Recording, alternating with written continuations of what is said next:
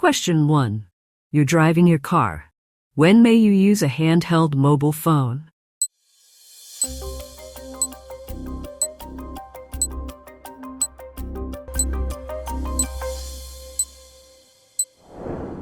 D. When you've parked safely. Explanation. It's illegal to use a handheld mobile phone while you're driving, except in a genuine emergency. Even using a hands-free kit can distract your attention. Park in a safe and convenient place before receiving or making a call or using text messaging. Then you'll also be free to take notes or refer to papers. Question 2. Where should you avoid overtaking?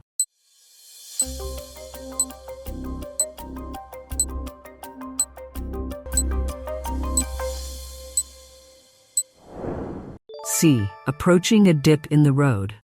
Explanation. Oncoming vehicles or other hazards can be hidden from view by dips in the road. If you can't see into the dip, wait until you have a clear view and can see that it's safe before starting to overtake. Question 3. You're following a large vehicle. Why should you stay a safe distance behind it?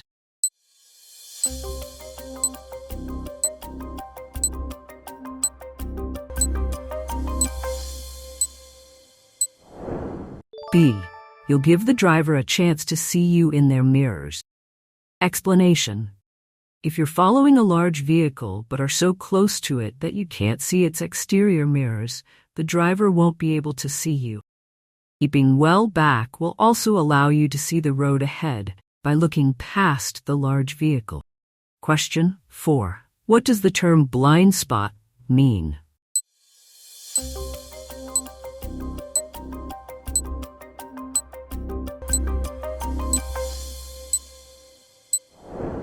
B. An area not visible to the driver. Explanation. Modern vehicles provide the driver with a good view of both the road ahead and behind, using well-positioned mirrors. However, the mirrors can't see every angle of the scene behind and to the sides of the vehicle. It's essential that you know when and how to check the vehicle's blind spots, so that you're aware of any hidden hazards. Question 5. Why are these yellow lines painted across the road?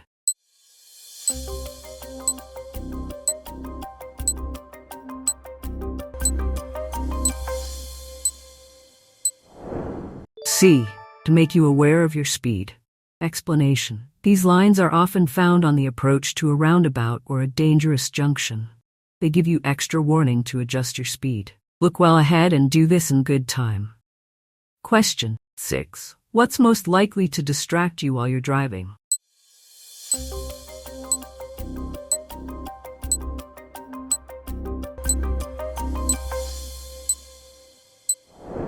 B. Using a mobile phone. Explanation. Except for emergencies, it's illegal to use a handheld mobile phone while you're driving. Even using a hands-free kit can severely distract your attention. Question 7. What should you do when you're approaching traffic lights that have been green for some time?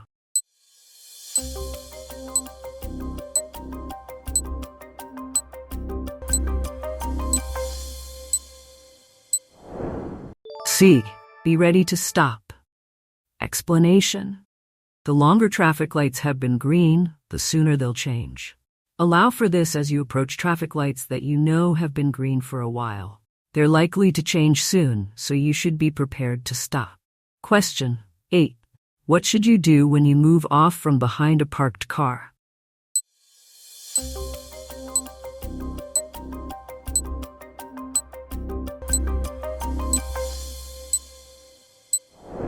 D. Look around before moving off. Explanation. Before moving off, you should use both the interior and exterior mirrors to check that the road is clear. Look around to check the blind spots, and if necessary, give a signal to warn other road users of your intentions. Also, look well ahead, as you'll have to steer out into the road to pass the parked car. Question 9. You're traveling along this road. How should you pass the cyclist?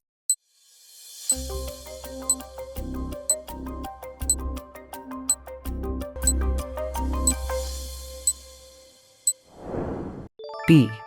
Leave them plenty of room as you pass. Explanation. Allow the cyclist plenty of room in case they wobble or swerve around a pothole or raised drain. Look well ahead before you start to overtake, because you'll need to cross the hazard line. Look for entrances where vehicles could be waiting to pull out. Question 10. How can you make sure that a satellite navigation (sat-nav) system doesn't distract you when you're driving?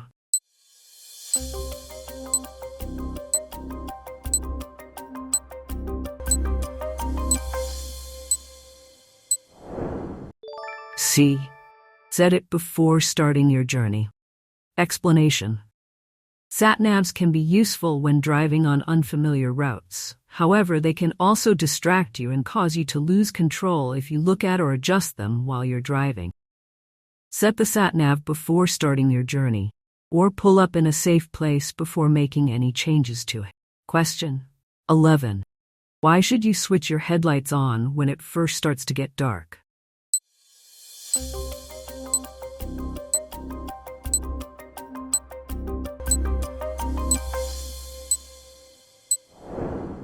A. So others can see you more easily. Explanation. Your headlights and taillights help others on the road to see you. It may be necessary to turn on your headlights during the day if visibility is reduced, for example, due to heavy rain. In these conditions, the light might fade before the street lights are timed to switch on. Be seen to be safe. Question 12. Why should you use your mirrors when you see a hazard ahead?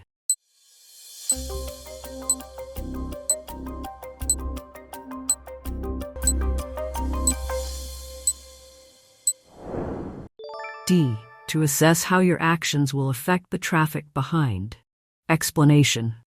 You should be constantly scanning the road for clues about what's going to happen next.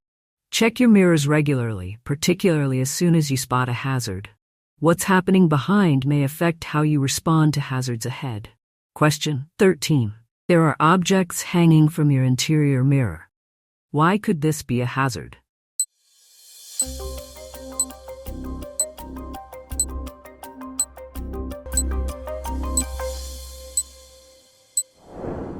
B. Your view could be obstructed. Explanation. Ensure that you can see clearly through the windscreen of your vehicle. Stickers or hanging objects could obstruct your view or draw your attention away from the road. Question 14. You're turning right onto a dual carriageway. What should you do before emerging?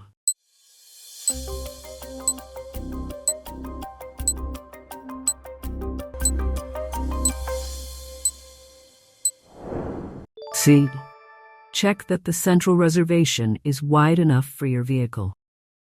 Explanation.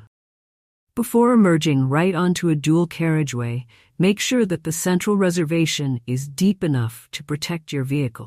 If it isn't, you should treat the dual carriageway as one road and check that it's clear in both directions before pulling out. Neglecting to do this could place part or all of your vehicle in the path of approaching traffic and cause a collision.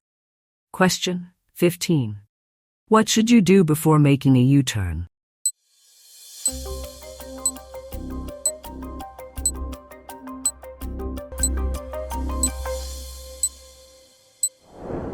B. Look over your shoulder for a final check. Explanation. If you have to make a U-turn, slow down and ensure that the road is clear in both directions. Make sure that the road is wide enough for you to carry out the maneuver safely. Use your mirrors and look round to check it's safe before turning across the road. Question 16. When do windscreen pillars cause a serious obstruction to your view?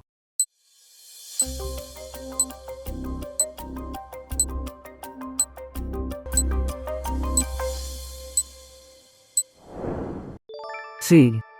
When you're approaching bends and junctions. Explanation.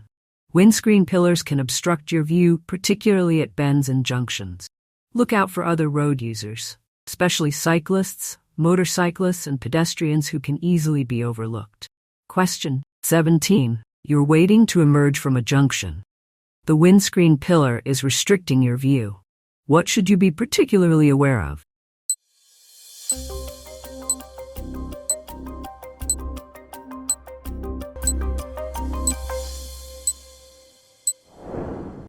C. Motorcyclists. Explanation. Windscreen pillars can completely block your view of pedestrians, motorcyclists, and cyclists. You should make a particular effort to look for these road users. Don't just rely on a quick glance. Question 18. You're waiting to turn right at the end of a road.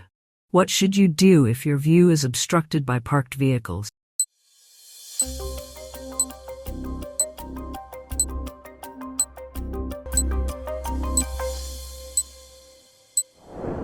A. Stop and then move forward slowly and carefully for clear view. Explanation. At junctions, your view is often restricted by buildings, trees, or parked cars. You need to be able to see in order to judge a safe gap. Edge forward slowly and keep looking all the time. Don't cause other road users to change speed or direction as you emerge. Question 19. What should you do as you approach this bridge?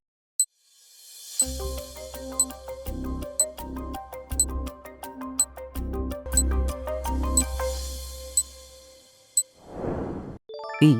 Slow down. Explanation. You should slow down and be cautious. Bump bridges are often narrow and there may not be enough room for you to pass an oncoming vehicle at this point. Also, there's no footpath, but be aware of pedestrians in the road. Question 20. You're on a long motorway journey. What should you do if you start to feel sleepy?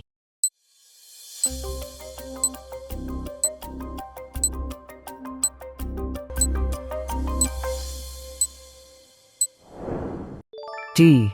Leave the motorway and stop in a safe place. Explanation. If you feel sleepy, you should leave the motorway at a service area or at the next exit and stop in a safe place to rest. A supply of fresh air can help to keep you alert before you reach the exit, but it isn't a substitute for stopping and resting. Question 21. What should you do if your mobile phone rings while you're driving or riding?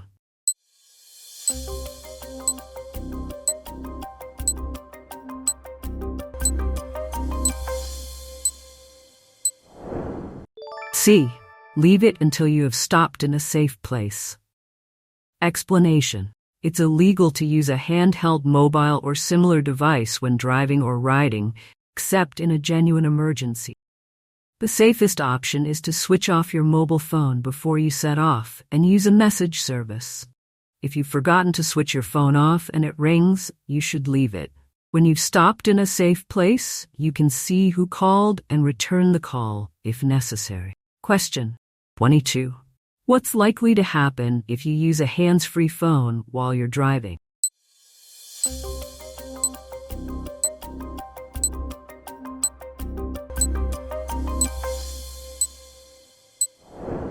A. It will divert your attention. Explanation. Talking to someone while you're driving can distract you, and unlike when someone is in the car with you, the person on the other end of a mobile phone is unable to see the traffic situations you're dealing with. They won't stop speaking to you even if you're approaching a hazardous situation. You need to concentrate on your driving at all times. Question 23. What should you do before slowing down or stopping your vehicle?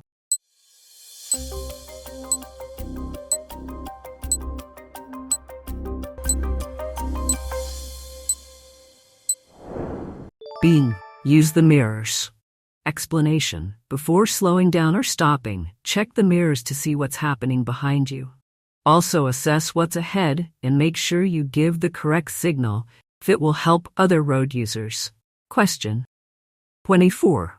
What should you do if you can't see clearly behind when you're reversing?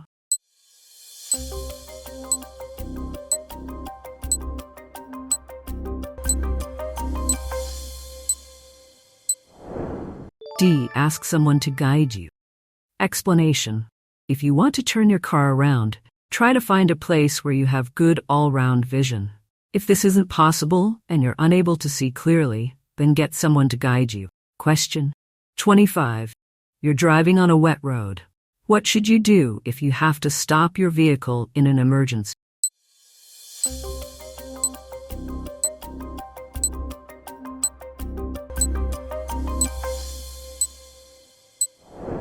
B. Keep both hands on the steering wheel. Explanation. As you drive, look well ahead and all around so that you're ready for any hazards that might develop. If you have to stop in an emergency, react as soon as you can while keeping control of the vehicle. Keep both hands on the steering wheel so you can control the vehicle's direction of travel. Question 26. What does this curved arrow road marking mean?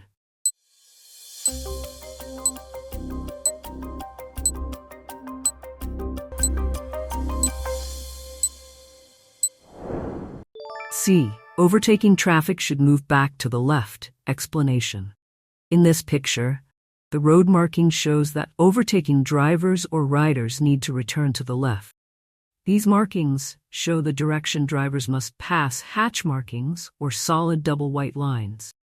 They're also used to show the route that high vehicles should take under a low arched bridge.